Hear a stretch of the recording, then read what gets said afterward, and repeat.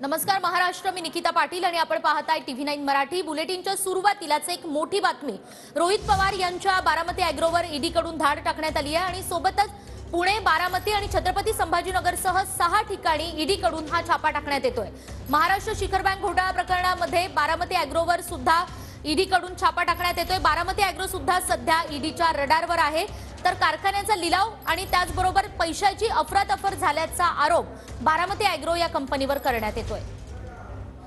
याच संदर्भातल्या काही महत्त्वाच्या घडामोडी आपण पाहतोय। आमदार रोहित पवार हे बारामती ॲग्रोचे सीईओ आहेत। महाराष्ट्र शिखर बँक घोटाळा प्रकरणामध्ये बारामती ॲग्रोवर हा छापा टाकण्यात आलाय।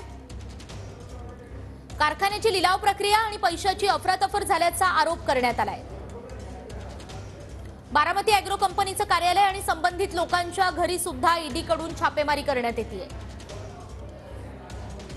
पुणे, बारामतीसह 6 ठिकाणी ईडीकडून छापे टाकण्यात येत आहेत। सकाळी 8 वाजल्यापासून ही छापेमारी सुरू आहे आणि याआधी सुद्धा महाराष्ट्र प्रदूषण नियंत्रण महामंडळाने बारामती ॲग्रोवर कारवाई केली होती। नोटीस बजावण्यात आली होती बारामती ॲग्रोला। याच प्रकरणामध्ये रोहित पवार यांना हायकोर्टाकडून दिलासा मिळाला होता।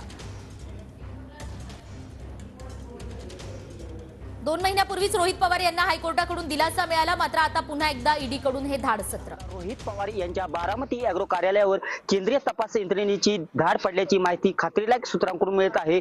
आपण पाहू शकता, मी आहे बारामती तालुक्यातील पिंपळी येथील बारामती ॲग्रो कार्यालयासमोर।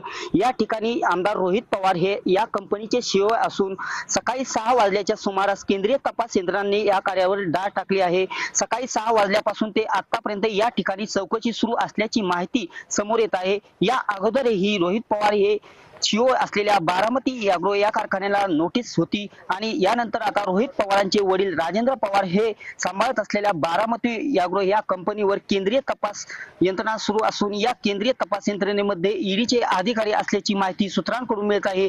यामुळे ही चौकशी अजून किती वेळ चालणार याकडे सर्वांचं लक्ष लागून राहिले आहे। दीपक कापडे, TV9 मराठी, बारामती। तर आपण पाहतोय महाराष्ट्र शिखर बँक घोटाळा प्रकरणामध्ये हे धाड टाकण्यात आलेली आहे। कारखान्याची लिलाव प्रक्रिया आणि पैशाची अफरातफर झाल्याचा आरोप करण्यात आलाय। तर याच सगळ्या दरम्यान रोहित पवार यांनी एक ट्विट केलंय, ते ट्विट आपण पाहूयात। हा आहे स्वाभिमानी महाराष्ट्राच्या पुरोगामी विचारांचा चेहरा, ज्यांनी पिढ्यानपिढ्या महाराष्ट्र धर्म जपला आणि वाढवला।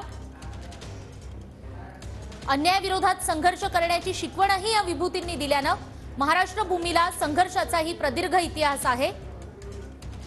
महापुरुषांचा फोटो ट्विट करत रोहित पवार यांनी काय म्हटलंय ते आपण पाहतोय। म्हणून मराठी माणूस या नात्यानं महाराष्ट्र धर्म जपण्यासाठी आणि टिकवण्यासाठी प्रत्येकाला संघर्षाचीही तयारी ठेवावी लागेल। रोहित